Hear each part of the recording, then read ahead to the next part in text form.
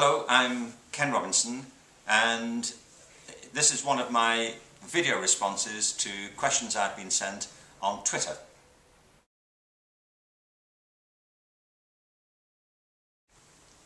And I often get asked questions about assessment and creativity.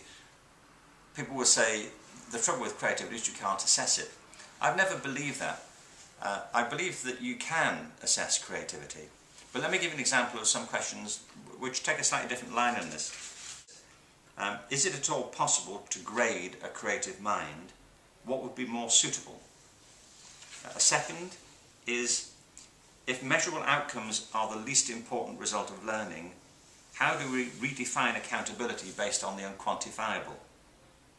Let me make a couple of quick points about this. The reason I believe you can assess creativity is that creativity is not an abstraction.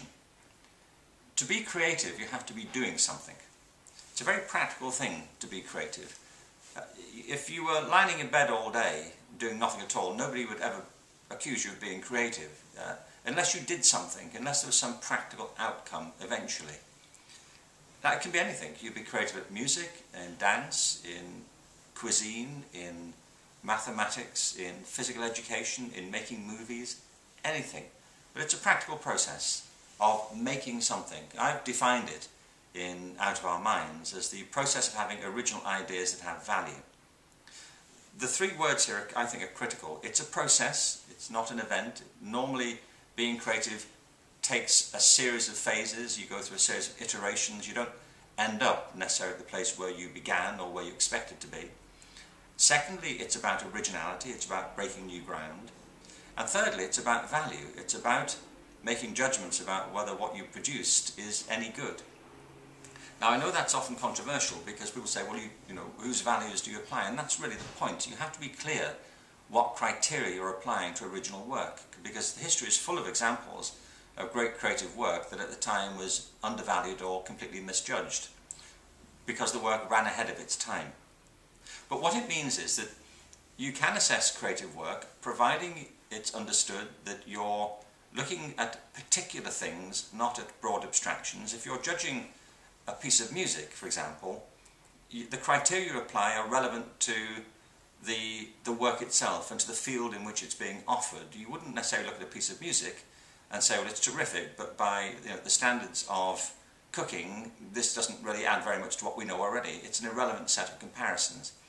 And knowing what the work is directed to, the field it's being assessed within, and then being clear about the criteria really is the way forward. And I think this is exactly true in schools, that you can assess students' creative work by making it clear that it's being judged as a practical contribution in a particular discipline.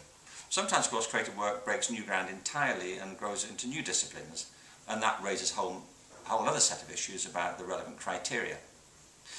But the other thing I just want to say very quickly in conclusion about this is that an assessment is two things. An assessment is both a description and a comparison. You know, if I said of somebody they can run a mile in a minute, that's not an assessment, that's just a description of what they can do.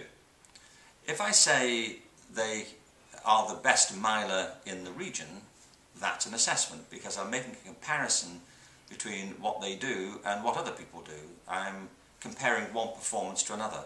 And it's at that point that it becomes an assessment, the point of comparison. And it's at that point where the criteria have to be made clear. But providing we're clear about the criteria and we're open about what criteria are relevant, providing we're looking at the work itself and the context in which it's produced, then assessing creativity becomes perfectly feasible.